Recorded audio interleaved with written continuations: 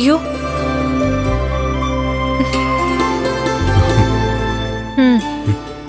തല നന്നായിട്ട് തോർത്തിയില്ലല്ലേ?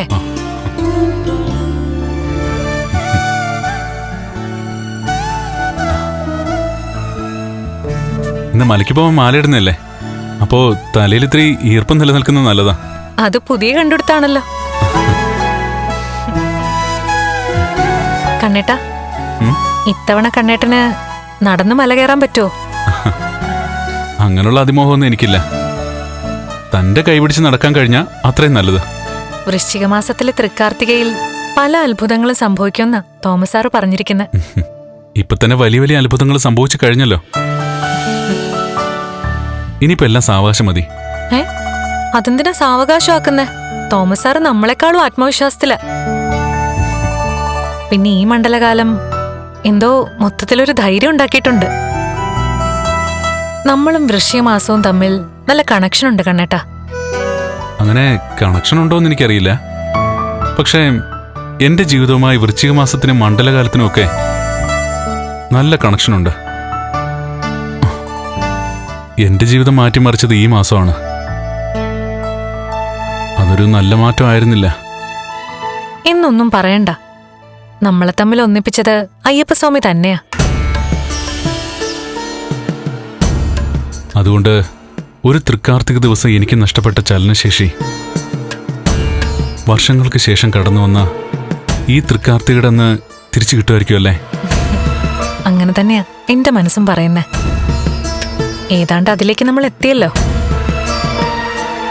പിന്നെ ചിലപ്പോ മല കയറാനും കണ്ണേട്ടിനും കഴിഞ്ഞേക്കും. അങ്ങനെയെങ്കിൽ മാർക്കോയും ലോപ്പസും അനന്തുവേട്ടനും തുണയായിട്ട് വരുമല്ലോ. ഒരു തളർച്ചയൊക്കെ ഉണ്ടായിക്കഴിഞ്ഞാൽ താങ്ങിപ്പിടിക്കാൻ അവരൊക്കെ ഉണ്ട്. ഞാൻ പറഞ്ഞല്ലോ, കുട്ടിക്കാലത്ത് അച്ഛന്റെ കൈ പിടിച്ച് പോയതാ. ഏതാണ്ട് 12ാമത്തെ വയസ്സുവരെ ആ പതിവ് തുടർന്നു. അതിനുശേഷം മാലയിട്ട് അയ്യപ്പന്മാരെ ഒരുപാട് കണ്ടിട്ടുണ്ട്. അവർ ഇരുമുടിക്കെട്ടും കെട്ടി മലയ്ക്ക് പോകുന്ന ചടങ്ങിലൊക്കെ പങ്കെടുത്തിട്ടുമുണ്ട്. പക്ഷേ പിന്നീട് അയ്യപ്പ ദർശനം കിട്ടിയിട്ടില്ല. ധോളിയിൽ സന്നിധാനത്തേക്ക് പോവാന്നൊക്കെ പലപ്പോഴും അമ്മാവനും ഉണ്ണിയും മേഘനും ഒക്കെ പറഞ്ഞതാ. അവരുടെയൊക്കെ മനസ്സ് ശരിയല്ലാത്തോണ്ടായിരിക്കും അതിന്ന് ഭഗവാൻ എന്നെ വിലക്കിയത്. ഇത്തവണ എന്തായാലും മാലയിടാൻ തീരുമാനിച്ചതുകൊണ്ട് ധോളിയിൽ കയറിയിട്ടാണെങ്കിലും സ്വാമിയെ ദർശിക്കാൻ കഴിയണം.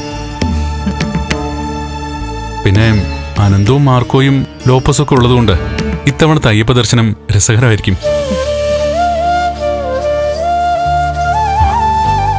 ഞാനൊരാളെ അയ്യപ്പന്റെ പ്രതിരൂപമായിട്ട് കാണുന്നുണ്ട്. ആരാണെന്ന് തനിക്കറിയോ?